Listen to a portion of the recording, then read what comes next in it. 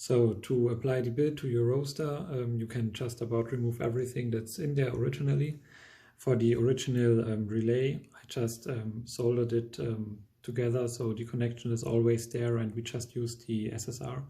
That's on the top right. You can put it wherever you want, but it shouldn't get too hot. I also have a cooling part on the outside. Then you get your PCB.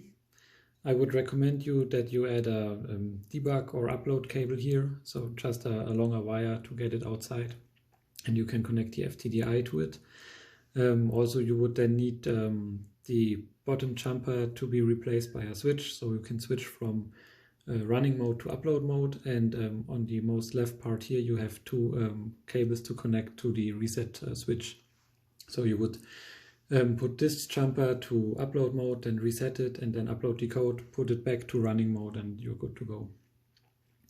The ground part is always, I think, on the right for each of these, and you have labels above them, and it says from left to right you have the reset switch 2 times, then you have the drum motor, the fan, the SSR heater on off, and on the most right you have the end position switch from the drum, so it stops in the correct position.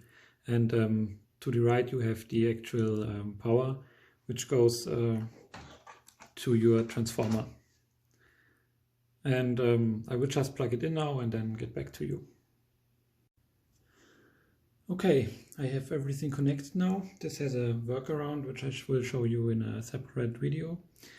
When you have everything connected, here's the max board for the temperature sensor. You will need that also. Plug it in and hope for the best, I guess.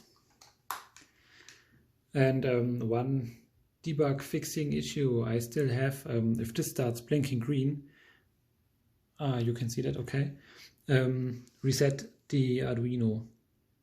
That's also why I would recommend having a reset switch on it, because the communication is firing and the Wi-Fi is not up yet, and then you get a blocking issue.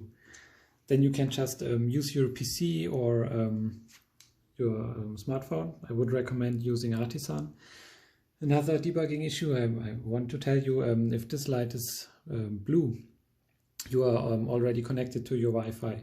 I will also show you how to connect to your Wi-Fi if this light is not blue in a separate video. Go to the App Store. This is my second phone. Just search for NV app projects. You can use the roaster automation. I already have it installed. There you get a preset IP address to connect to, which is in this case the IP address I set to this Wi-Fi board. You connect to it, and then you can just pick a roast file, etc. Just check it, press start. It starts turning, the fan starts fanning, and if you set a temperature here, you can see the SSR will go on the top right, and this gets really hot. Then press cool, because the sensor is on the left side. It will just cool until it reaches the end position and not until the actual temperature is okay again. But you can check with your hand, it's okay. Everything is working fine, and just clean it up, put it together, and you can start roasting like a pro.